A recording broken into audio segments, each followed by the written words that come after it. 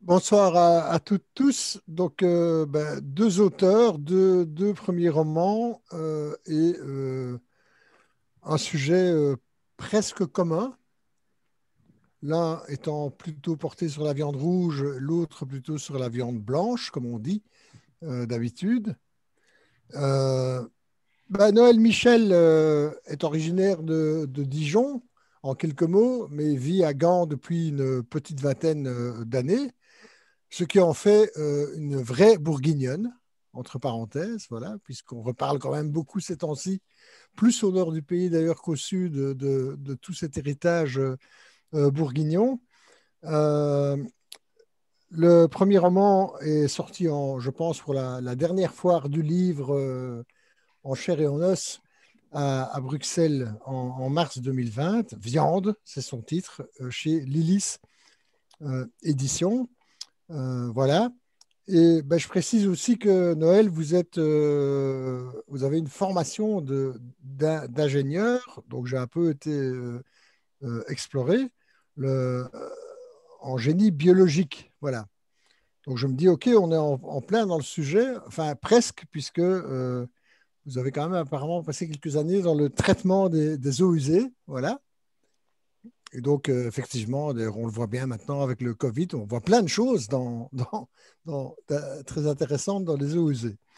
Donc, Noël Michel avec viande, et puis autre premier roman, Gilles Bartholins avec 2 kg 2, qui est paru un peu plus tard, un peu plus tôt, pardon, en 2019, chez Jean-Claude Lattès. Alors, en deux mots aussi, Gilles Bartholins est historien de formation. Il habite à Bruxelles, mais il enseigne à l'université de Lille. Donc, en fait, Gilles, je ne sais pas si vous êtes belge ou français, mais on s'en fout un peu. Je suis belge, vraiment. Voilà.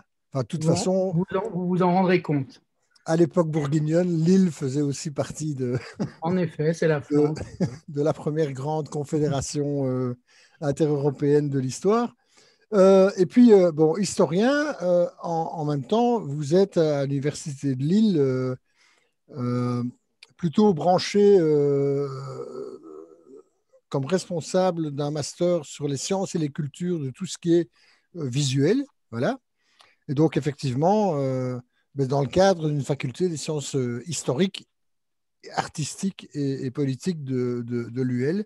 Et puis, vous êtes aussi collaborateur de l'Institut de recherche historique du Septentrion. Voilà, c'est bien ça? Oui, c'est mon laboratoire de rattachement. Quand vous êtes à OK. l'université, vous avez toujours un rattachement universitaire de type Mhm. facultaire, et puis vous êtes dans un laboratoire, en effet. Et comme j'ai un peu fouillé, est-ce que Noël a fait des traductions justement pour la revue Septentrion? Oui, je traduis régulièrement, mais je ne sais pas si c'est la même. Voilà, est-ce que Je c'est crois Il pas que ce soit la même n'y chose. a est-ce aucun que c'est lien, je pense que c'est le Nord. C'est le Nord. C'est C'est ça. ça depuis. C'est le À lien, l'époque mais où là. voilà, donc une simple homonymie. Alors, ben, bon, le sujet commun, même s'il est traité de façon très différente, c'est on va dire en gros, l'élevage intensif, l'industrie agroalimentaire et la maltraitance animale, tous des termes que je trouve personnellement très imparfaits, euh, voire faux, parce qu'ils participent d'un discours qui consiste à masquer la partie la plus atroce de la réalité. Voilà, maltraitance, enfin, je sais pas moi, c'est comme si un ancien d'un camp de concentration nazi disait ben, moi je maltraitais les gens, quoi. Enfin, maltraiter, c'est pas grave, en fait. Voilà. Donc, l'industrie agroalimentaire, c'est propre comme formulation. Voilà, on ne va pas dire d'eux que ce sont des pillards barbares, massacreurs, bon, etc., etc. Et donc, la première question, ce sera les titres respectifs de vos deux livres, Viande pour Noël Michel, 2 kg 2 pour Gilles Bartholins. Parce que ce sont des titres qui, à la fois, si on ne connaît pas le thème du bouquin, ne disent rien, mais qui, en même temps, disent énormément de choses de façon, justement, très directe et sans embâge et sans filtre, si j'ose dire. Alors, Noël, si vous pouvez d'abord expliquer le choix de ce titre, Viande. Oui. En fait, c'est tout à fait ça. Pour moi, le titre, il s'est imposé tout de suite, en fait, dès que j'ai eu l'idée du livre. Et justement parce que à la fois c'est un mot, c'est court, ça donne l'idée de l'impact qu'on trouve aussi dans le livre. Et justement, ça tranche radicalement avec tout ce discours policé, normalisé, le discours un peu à la fois entreprise, réglementation, qu'on retrouve d'ailleurs beaucoup dans 2 kg 2 aussi, qui est propre à l'industrie agroalimentaire et qui fait qu'on ne parle plus des vraies choses, effectivement. Il faut savoir que, souvent, quand on parle de normes de bien-être animal dans l'industrie agroalimentaire, en fait, qu'est-ce qu'on met derrière? C'est même bizarre de parler de bien-être animal dans des endroits. Alors là, je parle des cas extrêmes, mais bon, qui sont quand même très répandus. Des endroits où les animaux ne voient jamais la lumière du jour, par exemple, sauf le jour où ils partent à l'abattoir. Donc, oui, bien sûr, c'est vrai que le langage, ça compte, la façon dont on nomme les choses. Et au niveau de l'industrie agroalimentaire et de l'élevage, on utilise un langage qui masque la réalité qu'on veut oublier, c'est-à-dire que ce qu'on essaie de faire passer pour des produits, finalement, des produits calibrés, ce sont des êtres vivants qui souffrent, qui ont une intelligence et surtout une sensibilité. Donc, voilà, dans le mot viande comme titre, pour moi, c'était vraiment ce qu'il fallait parce qu'il y a ce côté cru et percutant qui tranche avec le discours justement de l'élevage industriel. Alors, c'est en 2 mots et en essayant de ne pas spoiler, mais on y reviendra. Enfin, c'est un thriller fantastique qui s'aventure presque sur des territoires de science-fiction. Voilà. Et donc, si Viande avait été une nouvelle, dans le temps, on l'aurait peut-être trouvé dans l'anthologie de science-fiction du livre de poche, dans le numéro extraterrestre. Voilà. Je n'en dis pas plus, mais on y reviendra quand même à tous les deux sur le, sur le traitement de l'action, tout en essayant de ne pas trop en dire, parce que le but quand même, c'est de faire lire vos bouquins et qu'il y a quand même du suspense dans les 2 livres. Donc, thriller fantastique. Et en ce qui concerne Gilles, on est plutôt dans le domaine du roman noir, on va dire, voilà. On va préciser, on pourrait dire, comme disent les anglo-saxons, nature novel, donc, où certains auteurs de romans noirs qui adorent situer leurs bouquins dans les profondeurs des forêts du Montana, puisque là, le choix du décor, c'est chez nous, ce sont les Hautes-Fagnes. Et le titre du livre, on va d'abord commencer là aussi par ça, c'est aussi très, très court, très neutre, et en même temps, une fois qu'on est dans le livre, absolument trash. C'est 2 kg 2. Pourquoi le titre? Alors, Gilles. évidemment, merci beaucoup, Jacques, de me poser cette question, parce que c'est vrai que d'abord, il faut peut-être dire à tous ceux qui nous écoutent que ce n'était pas le premier titre. J'avais un titre relativement... vous savez, vous avez toujours un titre de travail, et puis, comme l'écriture d'un livre, ça prend un petit peu de temps. Au fond, vous y êtes attaché, mais si quelque chose se présente de mieux, ou si votre éditeur vous dit, bon, il faut essayer quelque chose de plus percutant, et plutôt que de se faire imposer un titre, on se dit, bon, il faut que je trouve quelque chose. Donc, il m'avait semblé intéressant, finalement, dans la même ligne que Noël, de donner un titre qui est glaçant. Là, je trouve que le titre de Noël est encore plus glaçant que le mien. Vraiment, on a peur de toucher le livre. Alors, 2 kg 2, c'est relativement intriguant. On se dit, qu'est-ce que c'est? Et souvent, quand j'étais en rencontre, des copines qui passaient disaient, ah, c'est ce que tu devrais faire pour la Noël, etc. Bon.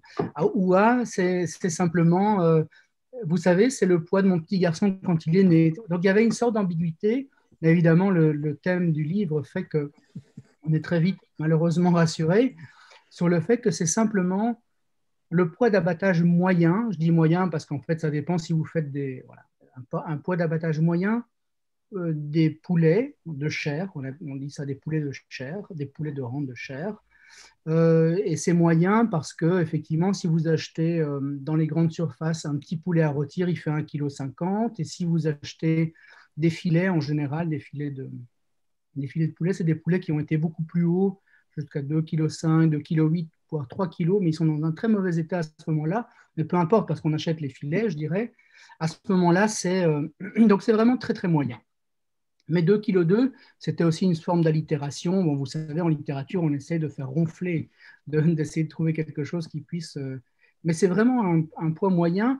Et l'intérêt de donner à des êtres vivants la qualification d'un poids, bien sûr, vous l'avez compris, c'est qu'on est devant des êtres, on est dans le monde de la qualité, on est dans le monde de l'être, des valeurs, de la sensibilité.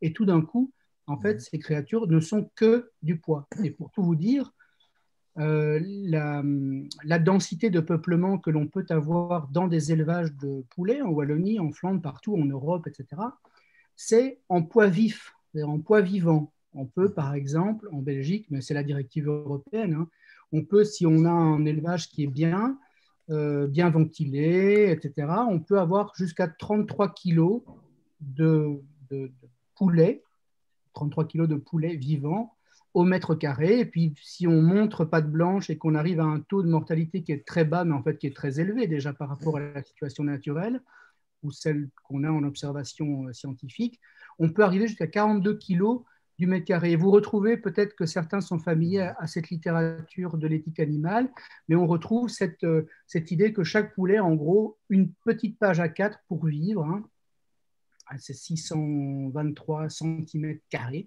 pour vivre. Ça donne en fait, si on compare si on fait une comparaison avec, j'ai écrit un texte il n'y a pas longtemps où j'ai dû faire une sorte de comparaison entre cet espace pour les poulets et puis si on transposait à l'homme, en effet, ça ne fait pas beaucoup.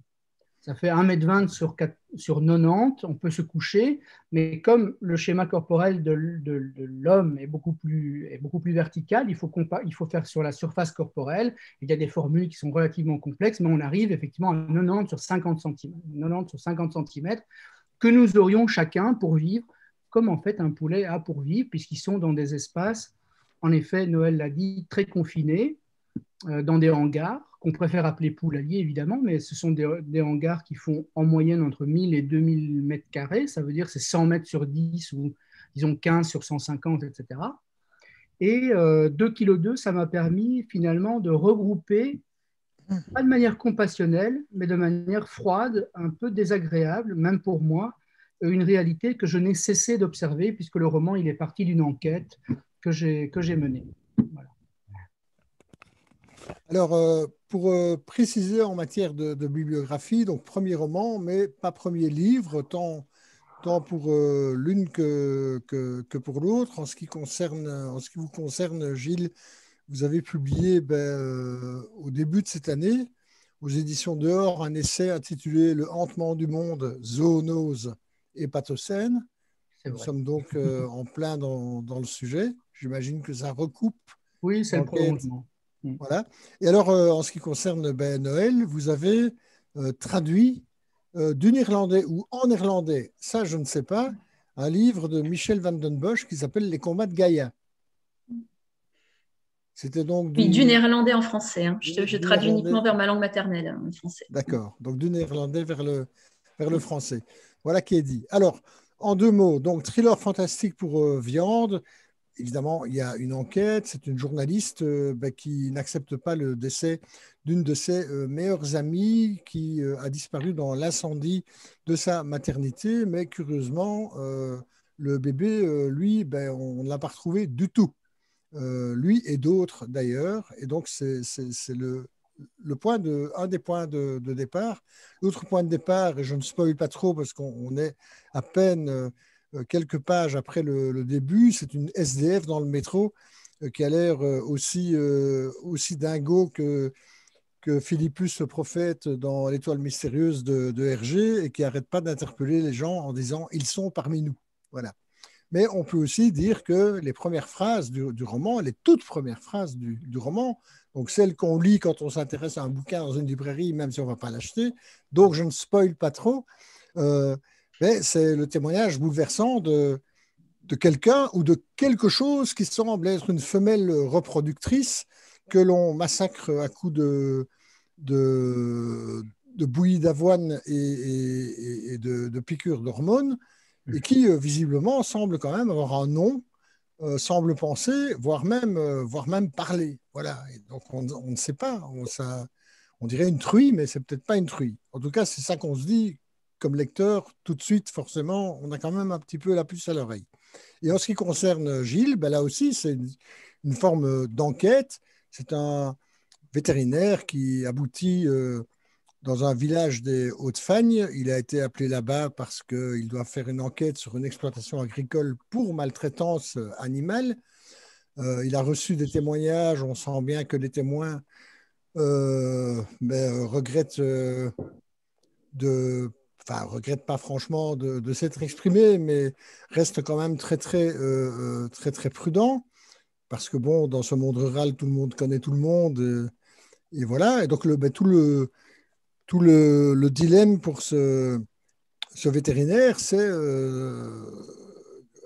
par où commencer l'enquête, est-ce qu'il y a un suspect plus crédible que d'autres? Est-ce que le patron de la ferme incriminée, c'est vraiment lui le salaud?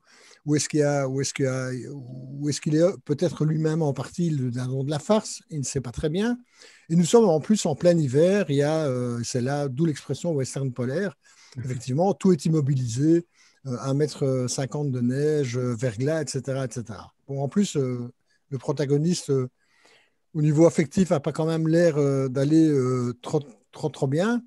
Et donc, est partagé entre solitude volontaire et en même temps quête désespérée de l'âme sœur.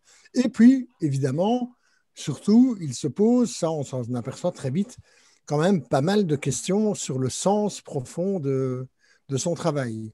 On devine bien qu'il fait avec, comme on dit chez nous, il fait avec la réalité qu'on lui impose, mais qu'en même temps, ça devient quand même de plus en plus compliqué pour lui. Voilà.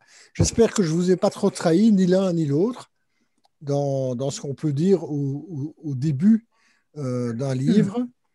Mais bon, c'est clair que quand on arrive à la fin, en tant que lecteur, on se dit « ouf !»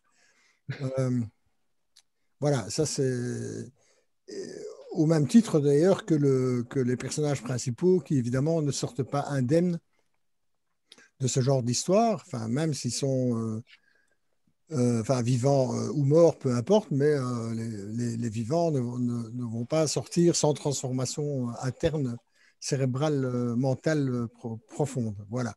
Alors, une autre question, je vais un peu dans le désert, mais est-ce qu'on peut en dire plus sans trop spoiler, tant l'une que l'autre? Je ne sais pas qui commence, Gilles ou Noël. Ou c'est bon comme ça et on passe à autre chose? Dans mon cas, Jacques, vous pouvez tout dire. Vous pouvez tout dire, puisque le sujet, c'est vraiment l'indicible. Donc, on essaie de toucher à quelque chose qui est difficilement même... Les difficultés consistent à décrire les choses. En fait, ce qui est étonnant, c'est que la trame que vous pourriez spoiler, c'est simplement une histoire d'amour. Donc ça, il faut le dire. C'est ça, c'est une histoire d'amour à travers les ténèbres blanches, mais il faut le dire, c'est ça. On rencontre quelque chose malgré l'adversité, malgré la solitude que l'on peut avoir, malgré un métier que l'on a choisi et qui n'est pas celui qu'on pensait avoir, et malgré qu'on a été envoyé dans entre guillemets, un trou perdu. Alors, il se trouve que je connais très très bien les Hauts-de-Fagne, qu'il n'y a pas ce type d'élevage de poulets dans les Hauts-de-Fagne, c'est davantage dans le Hainaut, dans le Hainaut. Donc c'est une recomposition fictionnelle de ma part. Vous allez reconnaître les lieux, mais sans les reconnaître.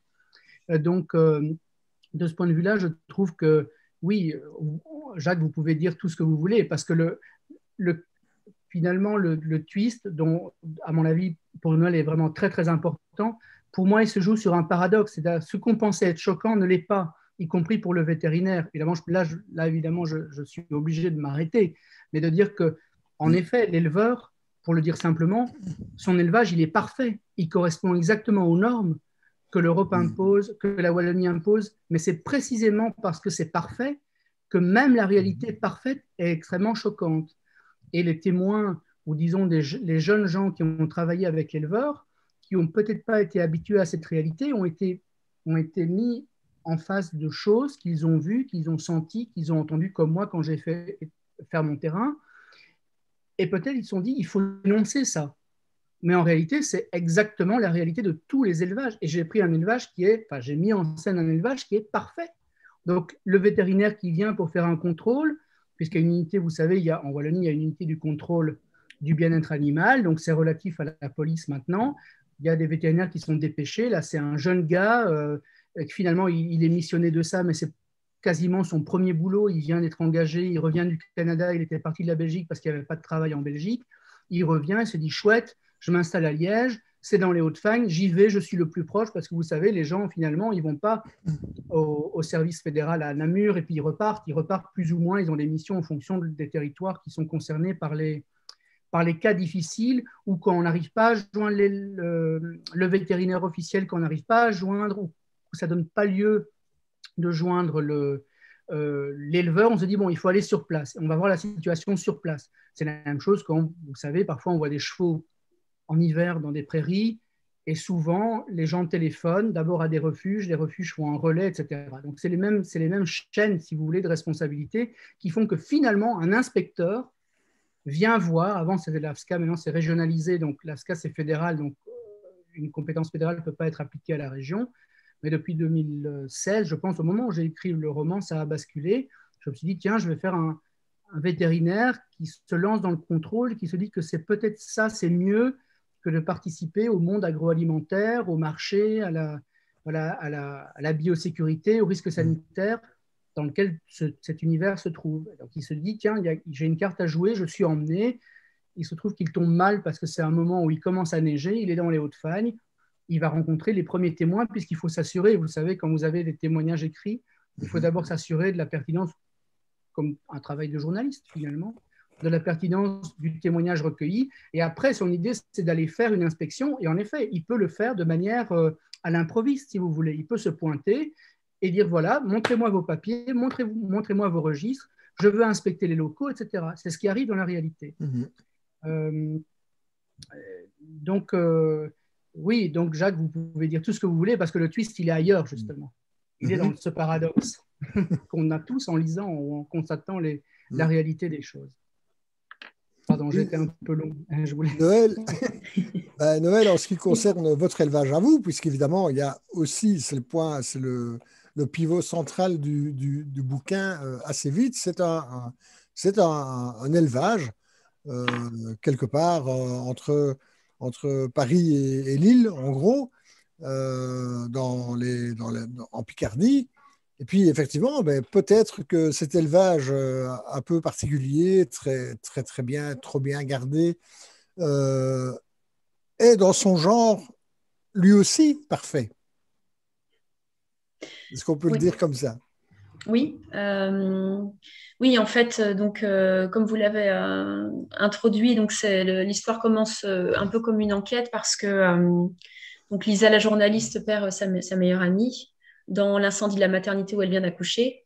Et en fait, effectivement, ce qui va se passer, c'est qu'un collègue journaliste d'investigation de Lisa va lui indiquer qu'il y a eu d'autres incendies de maternité ces dernières années et avec assez peu de couverture médiatique. Et donc, lui, il se pose des questions. Donc Lisa va commencer son enquête comme ça, avec son collègue, aidée de son collègue Samir.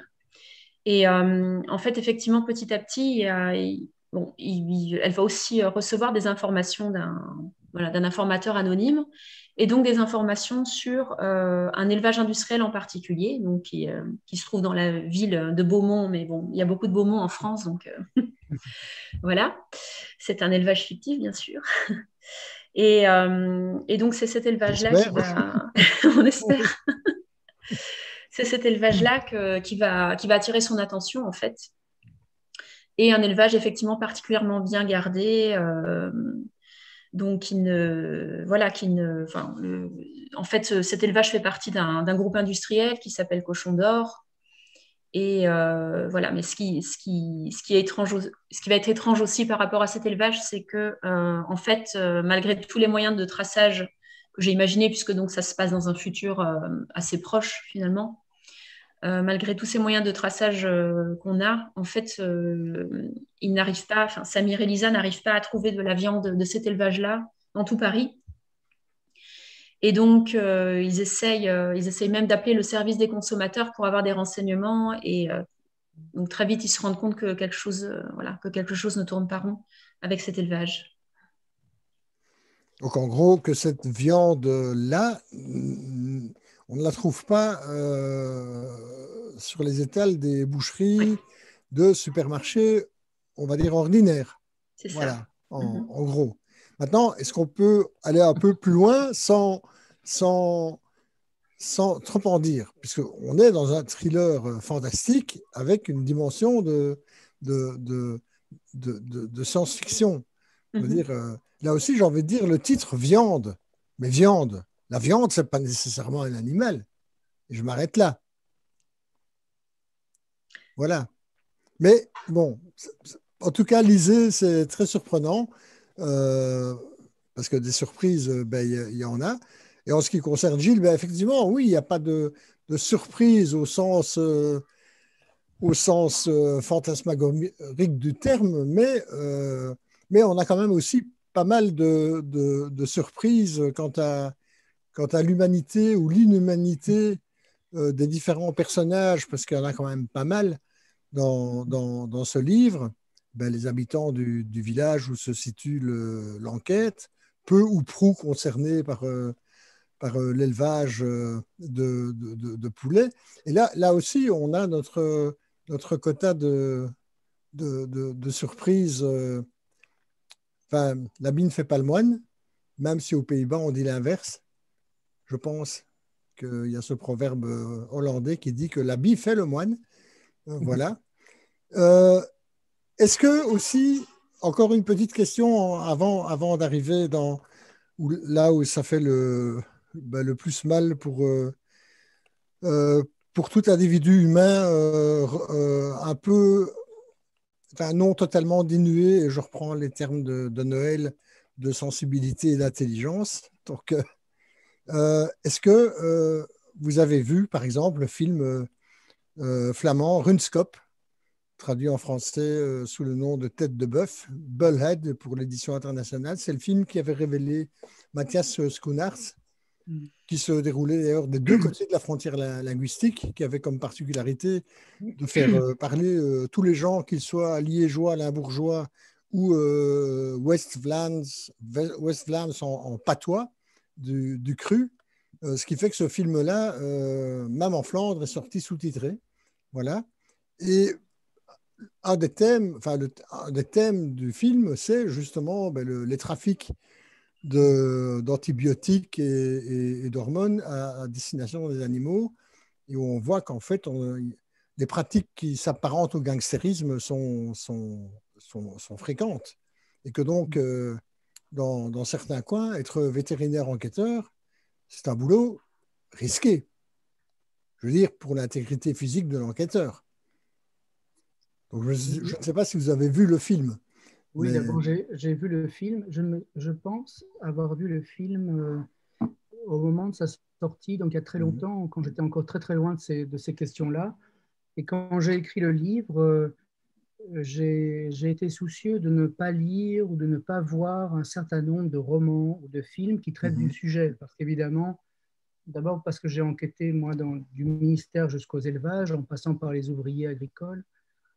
Et donc, j'avais récolté une information extrêmement dure, extrêmement complexe, que j'arrivais relativement à surmonter parce que, en tant qu'universitaire, vous savez, vous brassez comme ça des informations, donc vous arrivez à les digérer. Mais je sais que j'avais envie il y a des romans fantastiques, mais pas au sens de Noël, il y a des romans incroyables de finesse et d'intelligence dont je me suis refusé la lecture, précisément pour voilà, pas être influencé non seulement sur le plan narratif, mais sur le plan des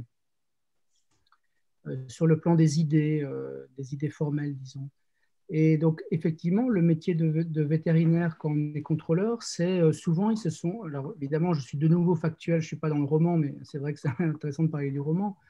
Mais globalement, souvent, quand la situation est un peu compliquée, ces vétérinaires-là, de l'unité du bien-être animal, se font accompagner d'un policier. D'ailleurs, c'est ce qui arrive à un moment dans le roman, un moment où il sent quand même que ça peut tourner parce qu'on n'est pas le bienvenu, qu'on vient inspecter, mais là, ce n'est pas la question. Mais en tout cas, il se passe des choses qui fait qu'il il demande à la police locale, et tout agent est agréé pour accompagner et faire des procès-verbaux, etc., de la même manière que ces inspecteurs, puisqu'ils sont assermentés, donc pour les accompagner dans leurs tâches. Évidemment, il y a une... C'est moins vous parliez de surprises, Jacques, vous avez raison, et j'avais envie de dire que c'est des surprises angoissantes, parce que j'ai essayé justement de travailler sur des basculements possibles, c'est-à-dire que vous, en tant que lecteur, vous avez toujours une imagination, vous vous dites, mais en fait, si ceci ou ceci pourrait se passer, ou ça pourrait avoir lieu, et j'ai chaque fois engagé moi-même dans ces voies-là, sans nécessairement y aller, si vous voulez. Mais moi-même, en écrivant, j'y ai pensé. Je me dis, et pourquoi pas? De la simple façon dont le vétérinaire, vous savez, il arrive dans les Hauts-de-Fagne, la neige tombe, tout est bloqué, il n'a pas pris de chaîne, il n'a pas de chaussettes pour ses roues, il le regrette, il a donné rendez-vous à une des personnes qui a porté témoignage contre l'élevage. Il fait ce rendez-vous, la neige tombe, on a l'impression d'être aux États-Unis. Évidemment, j'ai joué sur ce jeu des États-Unis entre la côte Est, où il y a vraiment parfois des gouttes de froid qui tombent avec des grosses tempêtes, et puis les Hauts-de-Fagne. Et il se trouve coincé, et le patron du espèce de resto-route dans lequel il est là pour le rendez-vous lui propose de venir avec lui. Mais c'est un étranger complet, et il part dans la nuit, et ils descendent dans une maison. On peut se dire, là, ça bascule déjà. Donc, il y a plusieurs fois où j'essaye de... Quand il arrive sur le site même de l'exploitation, vous savez, en Europe, ça va, les exploitations, il y a une grille, ou il n'y a pas de grille, c'est à côté de la ferme, mais il y a parfois des bois, il y a parfois des propriétés privées, enfin, il y a des choses qui font qu'on n'a pas nécessairement envie d'accéder à cette cour qui donne sur des hangars, où il n'y a personne, à part des chiens qui aboient. Donc, il y a toutes ces ambiances-là que j'ai voulu mobiliser, que j'ai aussi rencontrées et découvertes moi-même, soit en allant sur le terrain, soit en travaillant dans les Hauts-de-Fagne pour une toute autre histoire. Donc, j'étais imprégné de ce décor-là que j'avais envie de mobiliser, une espèce d'étendue sauvage, un peu glacée l'hiver, avec en effet des gens qui se connaissent, mais je voulais tresser, parce que Jacques, vous l'avez dit, où voilà, il y a une sorte d'ambiance de village. En fait, c'est pas vraiment c'est pas un roman sur une communauté villageoise dans lequel dont le personnage principal se trouve aux prises avec les principaux acteurs. C'est davantage une sorte de zone, et lui, il est en voiture tout le temps, il est dans une chambre d'hôtel, il va en voiture tout le temps dans une Jeep qu'on lui prête parce que sa voiture ne fonctionne plus, et il va à gauche et à droite. Donc c'est une sorte de road movie, c'est une sorte de huis clos mais en plein air.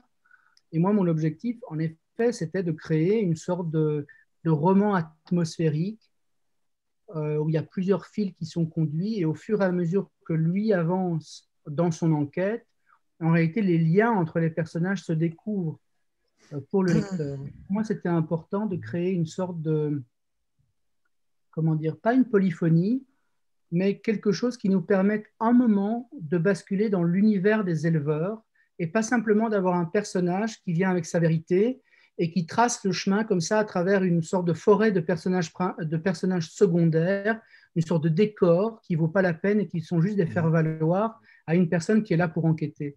Et c'est pour ça qu'à un moment, il bascule dans un autre univers et qui devient en quelque sorte le personnage secondaire, et l'éleveur, qui est Frédéric, le personnage du vétérinaire, je n'ai pas dit les noms, parce que je n'ai pas eu l'occasion de dire les noms, mais Sully, qui est vraiment le vétérinaire, est pris, pas dans un engrenage, mais il est pris pour essayer de mener à bien son enquête entre Frédéric qui est l'éleveur, entre différents personnages, entre Molly qui est cette serveuse qui, voilà, il a une sorte de révélation ou une sorte de vision, et qui pourquoi pas faire une vie ailleurs, autrement, vu mon état d'esprit, vu la vie que je mène pour l'instant. Donc Alors, voilà, c'est toute une panoplie de personnages qui se découvrent à l'occasion de cette enquête aussi. Oui, alors Noël, j'étais parti de Runscope, mais c'est peut-être pas une bonne, c'est peut-être pas une question pertinente non plus. C'était juste une curiosité de ma part aussi, puisque le film m'avait quand même bien marqué à l'époque. D'autant plus que le héros principal finit par s'injecter aussi des saloperies, histoire d'espérer, enfin, de retrouver une virilité perdue. Mais donc, est-ce qu'il y a des influences extérieures, où je pense aussi à un roman comme Soleil Vert, qui est un classique justement de la science-fiction, roman et cinéma, comment vous est venu, en fait, c'est ça l'inconvénient. Dans votre cas, on ne peut pas spoiler, c'est juste pas possible. Mais bon, donc, quand même, question, comment est-ce que vous est venue l'idée parce que dans votre livre aussi, et ça on peut le dire, dans cet élevage, il y a une sorte d'inspection qui va se dérouler, qui est extrêmement précise, avec des questions, des réponses, etc., etc. Sauf qu'évidemment, la réalité n'est pas ce qu'elle semble être. Mais comment vous est venue cette idée tordue en fait, de remplacer c'est toujours de la viande, mais enfin bref, voilà. Bon, je n'en dis pas plus, mais comment vous est venue l'idée? Mais je suis une fille très tordue, j'ai pas l'air, mais non, alors j'ai pas vu Runscope, il est toujours sur ma liste, mais j'ai pas encore eu l'occasion de le voir. Je n'ai pas lu Soleil Vert, et en fait, je n'avais pas lu de livres en fait qui parlaient de ce sujet, et j'en ai découvert après. Enfin, j'en ai découvert un surtout, un roman voilà, plus ancien, mais après avoir écrit. En fait, moi, l'idée, elle est venue quand j'ai pris conscience de ce qui se passait dans les élevages. L'idée, elle s'est imposée à moi. Donc, moi, ça a été en lisant un livre. C'était un essai, c'était Faut-il manger les animaux de Jonathan Safran Foer, que j'ai vraiment trouvé. Voilà, si vous avez envie de lire sur ce sujet quelque chose qui relève de la non-fiction, c'est vraiment un excellent bouquin. Et donc, en fait, j'étais très choquée. J'étais pas du tout végétarienne à l'époque. J'étais pas vraiment, enfin non, j'étais pas sensibilisée à ces questions-là. Et donc, c'est là où j'ai commencé à me documenter, à m'informer. Donc, c'est vrai que ce sont surtout des ouvrages de non-fiction que j'ai lus, des essais.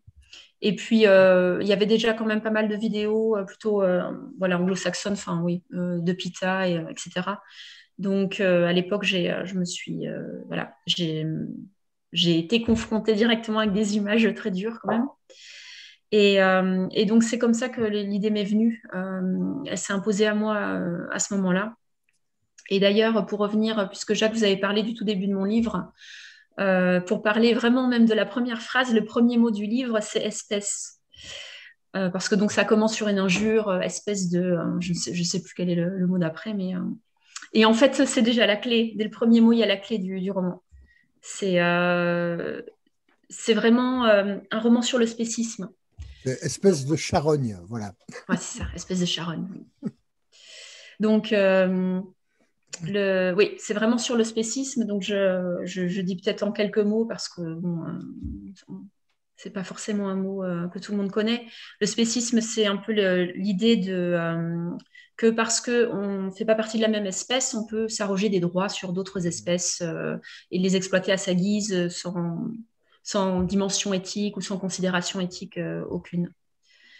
Donc, voilà. Donc, moi, l'idée du roman, elle est vraiment venue comme ça. Quand moi, je me suis sentie plongée dans l'horreur, en fait, en découvrant tout ce qui se passait dans les élevages.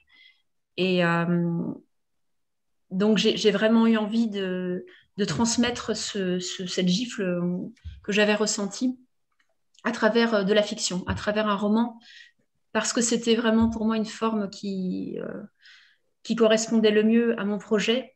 Parce que voilà, j'avais déjà lu beaucoup d'essais, il y avait beaucoup d'essais sur la question et c'est vraiment très bien, mais je pensais qu'on pouvait de cette façon-là s'adresser aussi à l'inconscient des gens, des lecteurs, et donc faire peut-être une plus forte impression, en tout cas essayer de transmettre l'impression que moi j'ai eue à ce moment-là.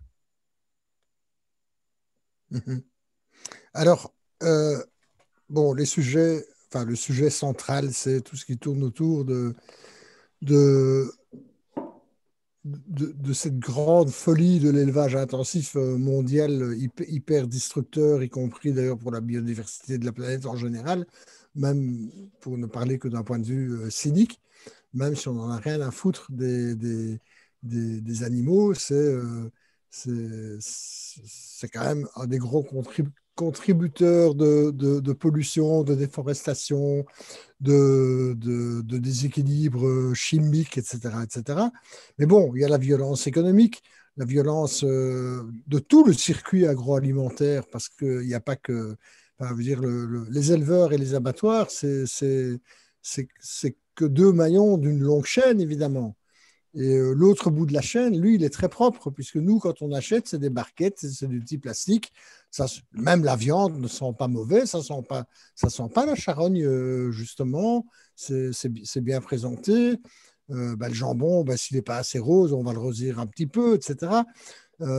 Et puis, évidemment, il y a aussi un discours, quand même, que, que l'on peut entrevoir et qui un discours lénifiant, je dirais, de dissimulation de la réalité dans son horreur. Et on retrouve bien ça tant dans Viande que dans 2 kg 2. Bon, il y a à côté dissimulation effectivement directe. Les abattoirs n'aiment pas qu'on vienne fouiller, et surtout avec des caméras, ça c'est clair. Mais il y a d'autres aspects, évidemment, à cette dissimulation. C'est le discours qui déshumanise. Et justement, enfin, vous en parlez beaucoup tous les deux. On y reviendra d'ailleurs un peu plus tard, si on a le temps, comment mélanger de l'information précise, de l'information factuelle, souvent complexe, à une trame narrative romanesque, puisqu'on n'est pas dans le domaine de l'essai. Et donc la question, c'est est-ce que on déshumanise? Est-ce qu'il ne faudrait pas plutôt d'abord parler de désanimalisation, puisque justement on parle de viande, on parle de bidoche, 2 kg 2, ça, ce n'est qu'un chiffre. Donc en fait, on efface même la réalité de l'animal en tant que tel. Donc la souffrance de quoi? De quelque chose qui n'existe pas, puisque c'est un chiffre et c'est un mot. Mais donc, désanimalisation, dire, au sens où il n'y a plus d'être. C'est une marchandise, en fait, c'est un objet. Est-ce que vous êtes d'accord? Enfin, est-ce qu'on peut aller jusqu'à penser comme ça? Et que, en fait, quand on commence comme ça, on ne sait pas où ça s'arrête. Et donc, effectivement, ça pourrait expliquer des phénomènes proprement humains, comme les génocides, par exemple. Où là aussi, on désacralise l'existence même et le droit à l'existence même de l'autre. On pourrait le bouffer, d'ailleurs. Limite. Je ne sais pas. Noël? Oui, je viens commencer. Désanimalisation, voilà. Je sais bien que c'est un terme un peu barbare, mais c'est un animal, on a oui, envie de l'aimer, quoi. je suis complètement d'accord. Je crois que c'est Paul McCartney qui disait que si on mettait des vitres partout autour des abattoirs, tout le monde serait végétarien. En fait, c'est vrai qu'en tant que consommateur, souvent citadin, etc., dans l'ensemble, je m'inclus dedans, on a quand même pas mal perdu le contact avec notre alimentation, notre nourriture. C'est même pas propre qu'à la viande, c'est-à-dire qu'on ne sait pas forcément d'où viennent les produits, on ne sait pas comment ils sont cultivés, etc. Il y a plus de produits de saison, on trouve des tomates toute l'année, par exemple. Donc, c'est encore plus, évidemment, parlant avec la viande ou les produits animaux parce que là, on sait quand même, maintenant, on a suffisamment d'études scientifiques qui montrent que même si on n'est pas forcément capable d'avoir beaucoup d'échanges entre humains et certaines espèces animales, ça n'empêche pas que ces espèces animales sont sensibles, peuvent ressentir la douleur. Souvent, comme les oiseaux, les porcs, etc., il y a des besoins sociaux importants. Donc, c'est vrai que tout ça, on a tendance à l'effacer. C'est bon, c'est un peu un système qui se met en place et qui se renforce parce que, évidemment, enfin, je ne sais pas si vous avez vu passer ça, par exemple, il y a quelques mois. Il y a des gens, enfin, c'était un Intermarché, un petit supermarché en France, et puis il y avait des lapins, je crois, donc des lapins qui avaient été chassés, voilà, du gibier, et en fait, ils étaient vendus sous plastique, mais entiers, avec la peau et la tête, etc. Et il y a plein de gens outrés qui ont partagé la photo sur les réseaux sociaux pour exprimer leur indignation, parce qu'ils étaient choqués de voir un animal mort entier dans une barquette en plastique, mais c'est la même chose. Ce qu'on fait, c'est ce qu'on fait tout le temps. Hypocrite, quoi. Oui, alors hypocrite, je dis pas. Enfin, oui, il y a une forme d'hypocrisie, mais c'est vrai qu'en tant que consommateur, quand on entre dans un supermarché, tout est fait pour nous faire oublier cette réalité-là. Donc, je ne veux pas dire que les gens qui achètent de la viande sont forcément hypocrites, c'est que tout est fait aussi pour qu'on oublie ce que ça recouvre, la réalité que ça recouvre. Donc, et aussi, ce qui me paraît important, c'est par rapport à ce que vous disiez, par exemple, sur les génocides, c'est que, bon, j'entends aussi parfois le commentaire de dire oui, mais il y a peut-être des choses plus importantes à traiter d'abord, etc. Mais je crois que les causes ne s'excluent pas les unes les autres, en fait. Moi, je suis convaincue, au contraire, que si on arrive à faire l'exercice d'empathie envers des animaux qu'on considère comme sensibles, on progresse au niveau éthique, aussi entre humains, parce que la violence, c'est une véritable violence qu'on exerce à l'encontre des animaux d'élevage. Et c'est une violence, d'ailleurs c'est intéressant la comparaison avec le génocide, parce qu'il y a des auteurs, il y a des penseurs qui la font pour les animaux. Les animaux d'élevage, parce qu'on parle de chiffres qu'on peut même pas... Enfin, je veux dire, on parle de milliards d'animaux, on peut même plus les comprendre, ces chiffres, c'est trop énorme. Et puis, effectivement, voilà, c'est dans une façon très systématique, très froide. Donc, évidemment, on peut aller jusqu'à faire des parallèles, voilà. Mais donc, je crois que, voilà, je crois que si on est capable de faire cet exercice d'éthique et d'empathie par rapport à des animaux d'autres espèces, à terme, on aura plus d'empathie aussi entre humains. Il me semble que en fait, c'est le même processus qui est... oui. Alors Gilles, à un certain moment, vous faites dire à votre personnage vétérinaire que dans tous ces discours lénifiants qui consistent à dissimuler l'horreur du réel, qu'on peut faire 100% de faux avec 90% de vrai. Un mot d'explication sur cette phrase? Oui, alors dans tout ce que vous avez dit, il y a énormément de choses, à la fois vous, Jacques, et puis Noël. C'est vrai que on peut faire...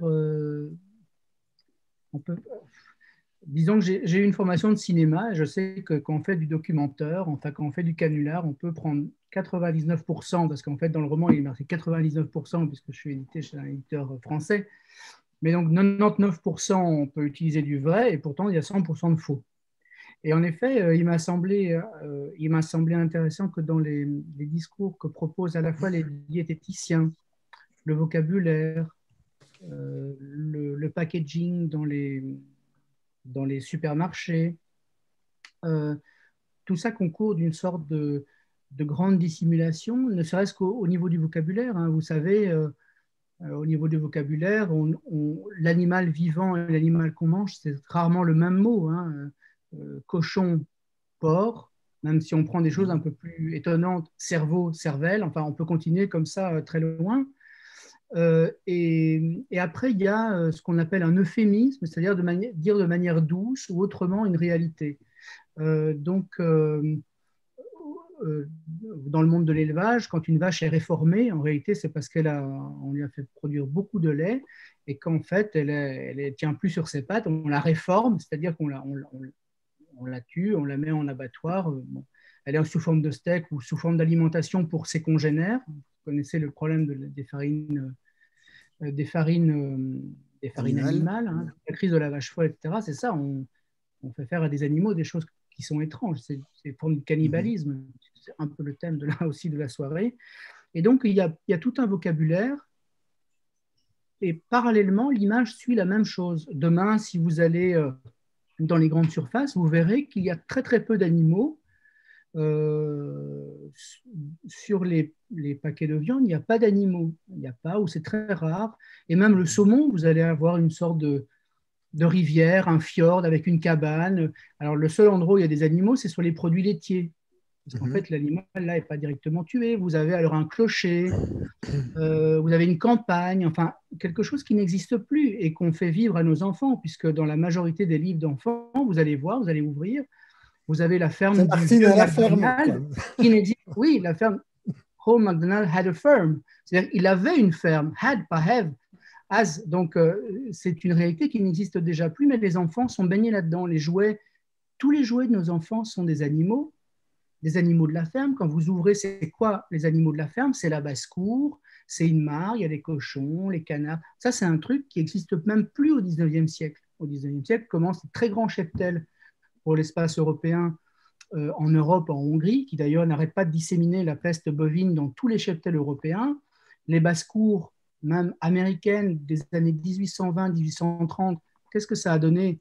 Ça a donné la grippe espagnole. Elle n'est appelée espagnole que parce que l'Espagne n'était pas engagée dans la Première Guerre mondiale, et donc c'est eux les premiers qui ont révélé que les soldats tombaient comme des mouches à cause de cette grippe-là, qui est en fait une grippe venue de la volaille, avec comme intermédiaire le cochon, pour arriver à l'homme. Parce que vous savez, les sauts d'espèces, c'est compliqué, il faut que ça...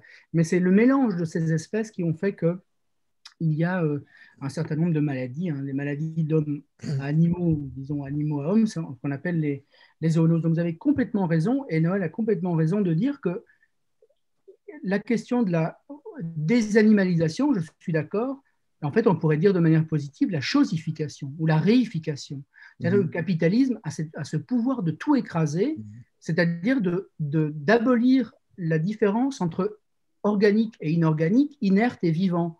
Et on voit bien que les choses sont traitées comme des ressources, que la nature est traitée comme un service. Vous connaissez ce mot un peu bizarre de service écologique, ou même des oxymores, donc des espèces de formules antithétiques de développement durable. Il n'y a pas de développement durable. Il y a un développement différent, mais durable, c'est compliqué de se développer de la même manière. Donc, tout ça procède d'un très grand délire civilisationnel. Noël est d'accord avec moi, on en a beaucoup discuté, tout le monde est d'accord, et pourtant, on semble incapable de conjurer cette espèce de destin, sauf que quand demain, vous serez dans votre supermarché, la majorité d'entre nous, ils passent un certain temps par jour, et vous verrez non seulement qu'il n'y a pas d'animaux parce qu'il y a une réalité à cacher, en effet, et qu'en plus, on est en permanence culpabilisé du moindre geste. Et en même temps, si c'est ce moindre geste accumulé à l'échelle du nombre de personnes que nous sommes sur Terre qui détruit les choses, on est aussi capable de les reconduire vers une situation positive. Ça prend du temps, c'est invisible, de la même manière que l'asphyxie des océans est invisible, de la même manière que l'enfouissement des déchets est invisible. Mais donc, s'il y a moyen de détruire sans s'en rendre compte, il y a moyen de reconstruire pour les générations à venir.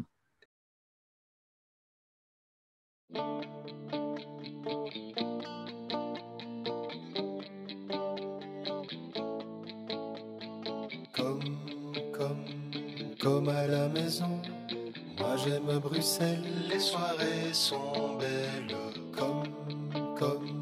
Comme à la maison, moi j'ai plein d'idées, viens les partager. Comme à la maison, moi j'aime parler, viens te dévoiler. Comme à la maison, moi j'aime écouter, viens nous rencontrer. Il y a des soirs où tous ensemble se retrouver prend tout son sens, pour trouver tout ce qui nous rassemble et dire les mots tout la francité.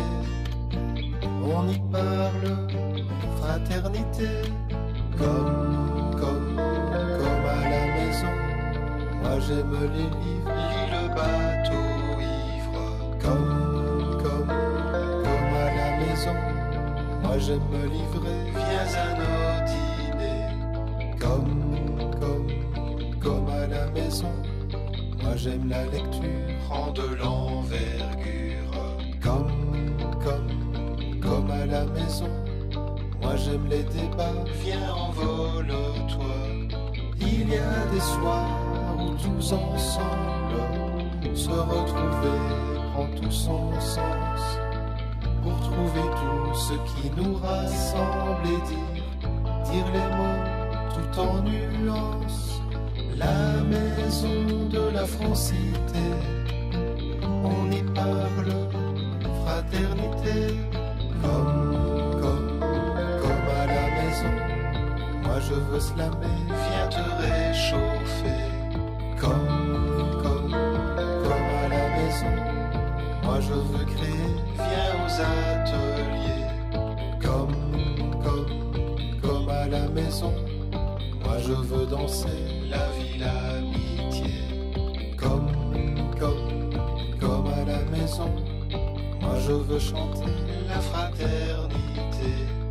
Il y a des soirs où tous ensemble se retrouver prend tout son sens. Pour trouver tout ce qui nous rassemble et dire les mots tout en nuances. La maison de la francité, on y parle fraternité. La maison de la francité, on y parle fraternité. La maison de la francité. Maison de la francité.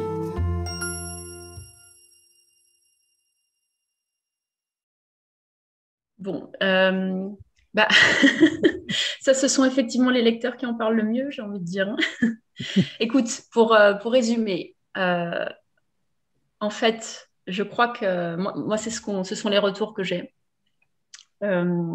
C'est d'abord un thriller en fait. Donc, je crois que ce qui plaît beaucoup aux lecteurs, c'est qu'on est embarqué dans une histoire, on a envie de tourner les pages, on a du mal à lâcher une fois qu'on est dedans. Ça, c'est les retours que j'ai.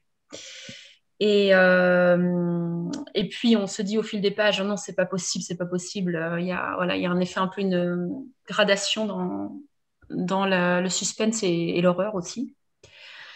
Et puis, le grand atout, entre guillemets, du roman, enfin, en tout cas, c'est la raison pour laquelle je l'ai écrit, c'est que justement, j'avais vraiment envie de faire un livre qui tienne les lecteurs en haleine, qui soit vraiment palpitant, un vrai thriller, mais qui mette où on se prend une claque en même temps, quoi, qui soit aussi un effet un peu un coup de poing et qui fasse réfléchir à des questions aussi importantes que celles dont on a parlé tout à l'heure, donc sur la souffrance animale, etc., et tout ce qui se passe dans les élevages industriels. Est-ce que j'ai répondu à ta question? Est-ce que tu vas l'ouvrir? Quand est-ce que tu l'ouvres? Mais ce week-end, c'est prévu.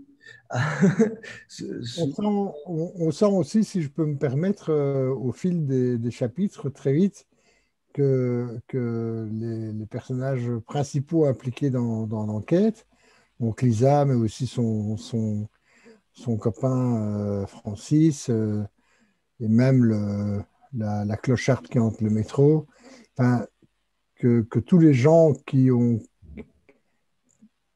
veulent savoir ce qui se passe ou qui savent, qui connaissent des bribes de ce qui se passe, sont sous l'aura négative d'une menace un peu impalpable, mais quand même bien présente, sans qu'on puisse deviner. Alors aussi, à chaque étape des révélations, quelque part avant, le lecteur vraiment attentif aura compris déjà, mais en même temps, on se dira, mais non, c'est pas possible, c'est pas possible, non. Et puis, pan. Bon, enfin voilà, en gros, quand on parle de suspense et de maintenir le lecteur en haleine, à savoir que c'est parfois plus malin que le lecteur ne soit qu'à moitié surpris plutôt que totalement surpris. Je veux dire, s'il est trop surpris, il va peut-être pas y croire. Enfin, mais s'il est amené à commencer à y croire de lui-même tout en se refusant, en disant mais non, c'est pas possible que ce soit ça, on le prépare en même temps à la suite. Enfin voilà, ok. Ben, écoute, Donald, je crois que tu as raison. Ce qu'il faut dire, c'est que le livre de Noël, c'est de la littérature.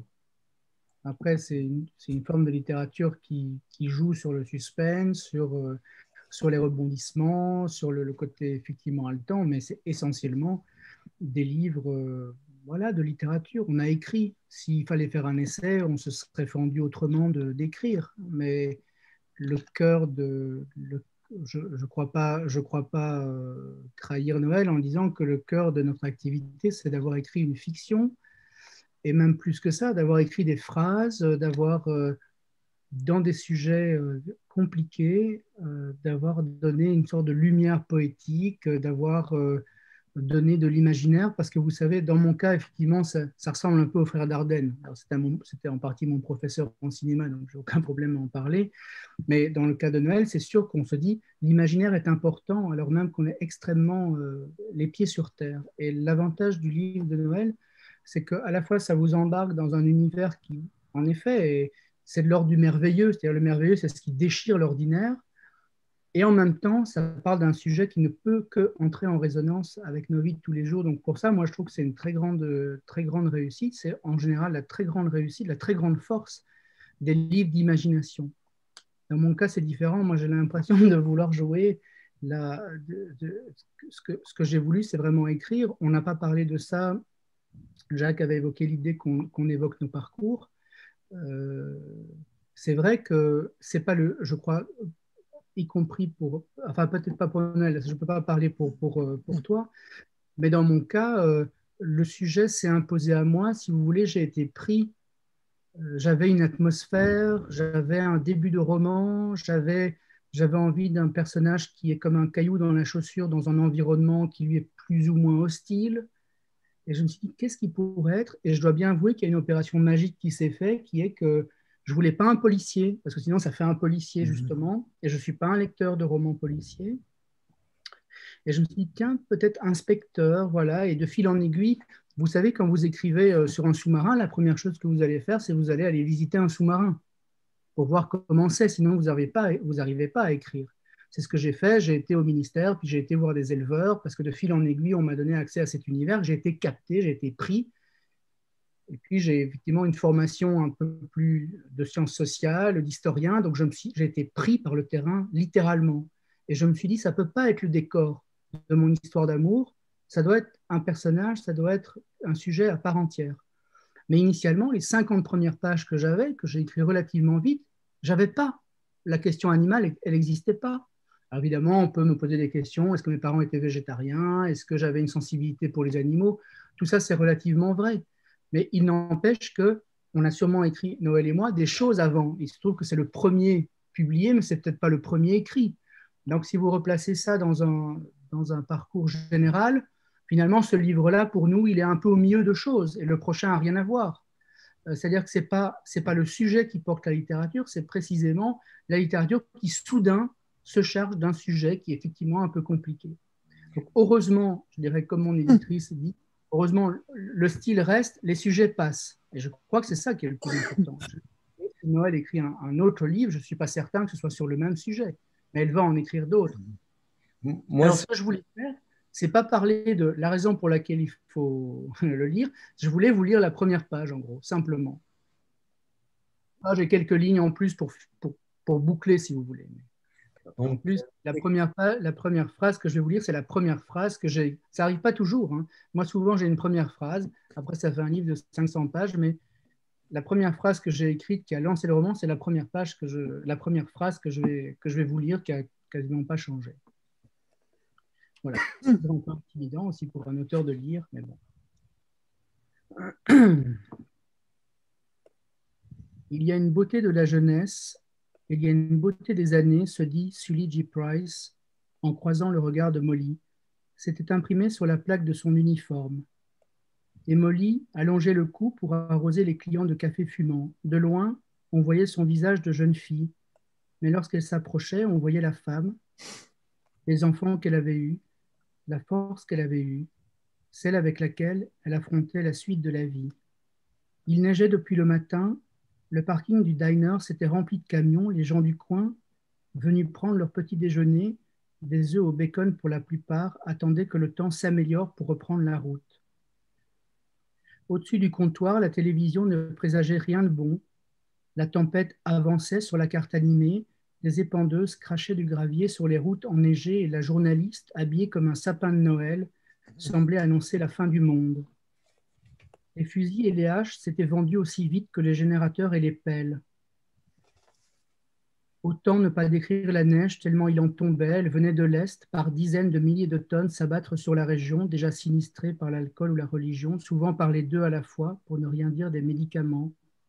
Sully était arrivé depuis 1 heure, les clochettes de la porte d'entrée avaient tinté et la salle avait senti l'appel d'air. Il s'était secoué, avait enlevé ses moufles, son bonnet, s'était assis pour retirer sa grosse veste couleur de bouse. Cela faisait un temps indécent qu'il observait la belle et bouleversante Molly.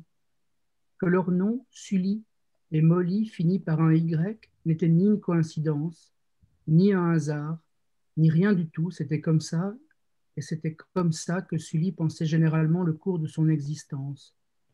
Il n'était que midi exactement, à l'horloge murale en forme de donut, mais l'éclairage faisait plutôt penser à 5 heures. Chaque fois que quelqu'un franchissait le lourd rideau qui séparait la porte d'entrée de la salle, une bourrasque tentait le coup. Cette fois, c'était pour lui. Un colosse apparut et dévisagea la salle à la recherche de son rendez-vous. Voilà. Espèce de charogne, de pourriture, laissez-moi sortir d'ici. Vous êtes des barbares, des sauvages, des monstres.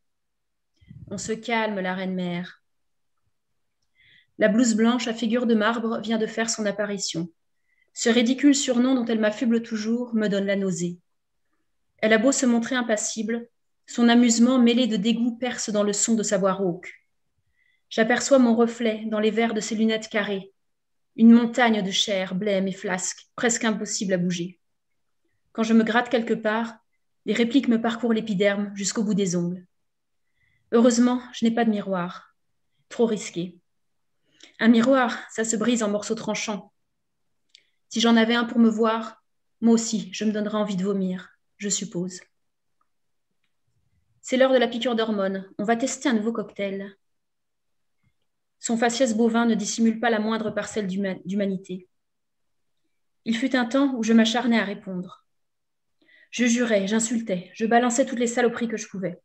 Je hurlais à me rompre les cordes vocales. J'ai un nom, je m'appelle Manel. Maintenant, je suis trop vaseuse pour ça. J'économise mes mots, je les ravale, je les remâche. Ils me brûlent le gosier, me font gonfler le ventre à en éclater. Ils se dissimulent dans les replis de ma chair meurtrie, dans le tissu adipeux de mes entrailles relâchées, usées. Ils me bourrent calmement, j'en suis sûre. Et puis, j'ai du mal à articuler correctement depuis qu'ils m'ont arraché les dents, pour m'empêcher de les mordre. Ben oui, la question que je voulais déjà poser tout à l'heure, c'est justement, puisqu'on n'est pas dans le domaine de l'essai, mais du roman, même si, en tant que lecteur, je dirais que tant chez Noël que chez Gilles, il y a un souci de balancer une information précise, voilà, et sur la longueur d'un roman, un bon paquet d'informations sans que ça nuise à la lecture romanesque.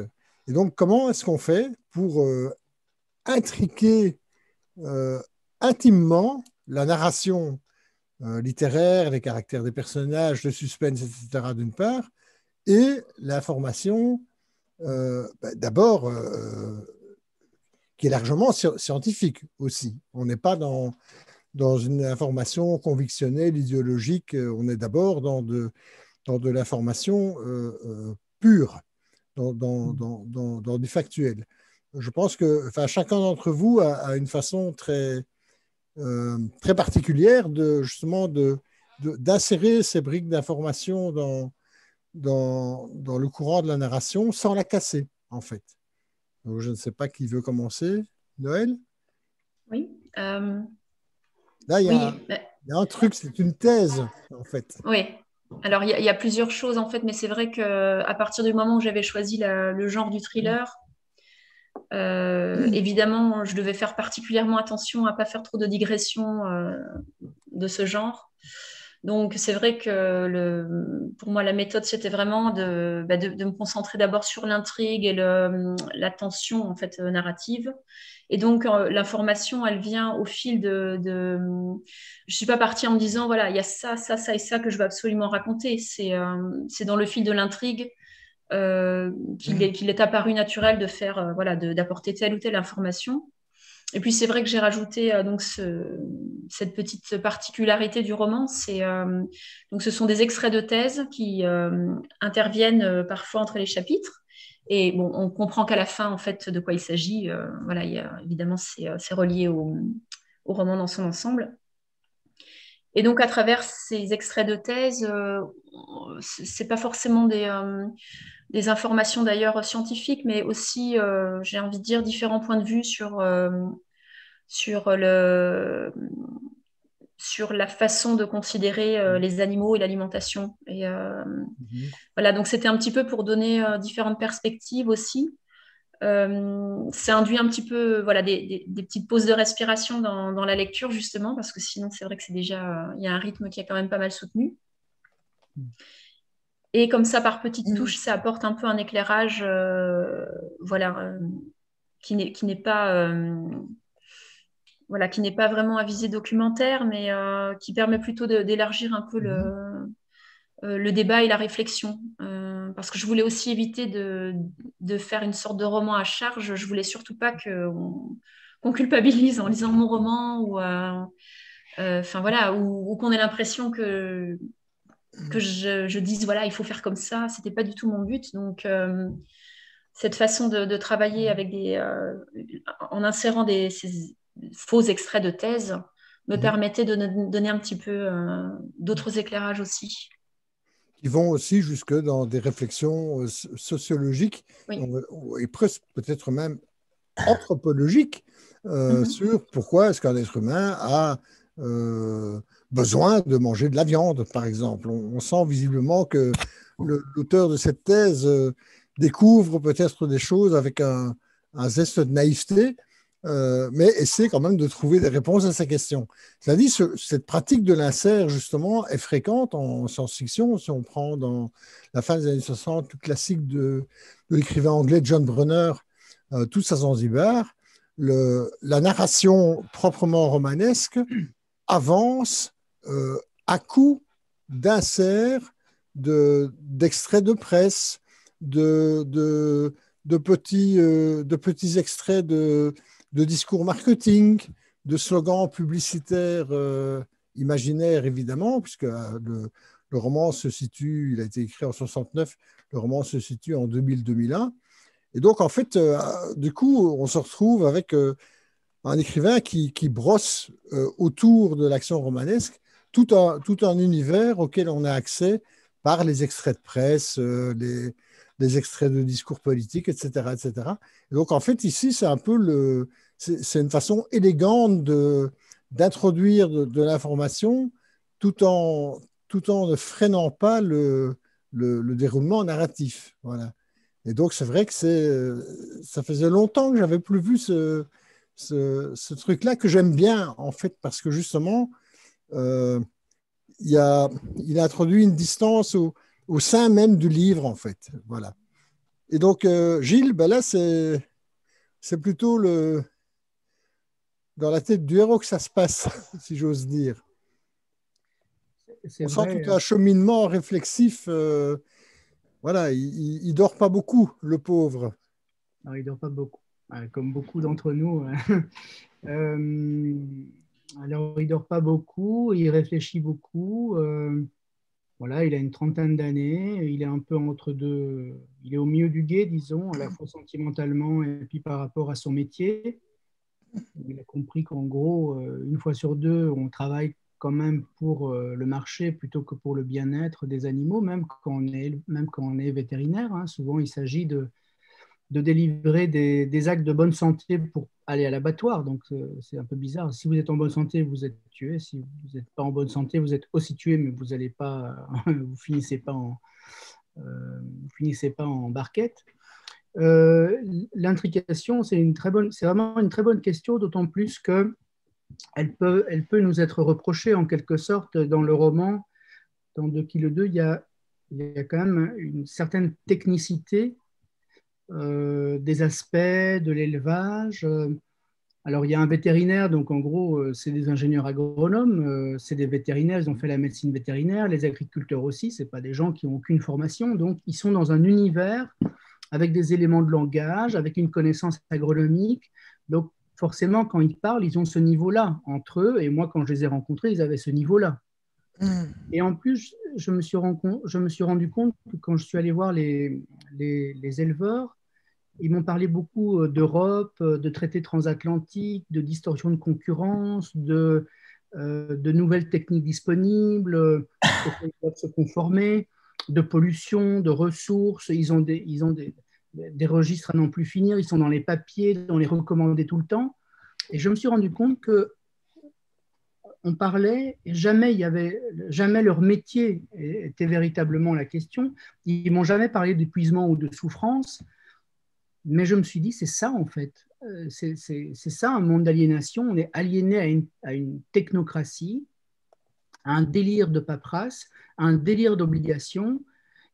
Et si ça aurait été plus facile pour moi de faire l'économie de tout cet univers, de comment fonctionne un élevage au niveau économique, hein, quasiment, comment fonctionnent les normes, etc.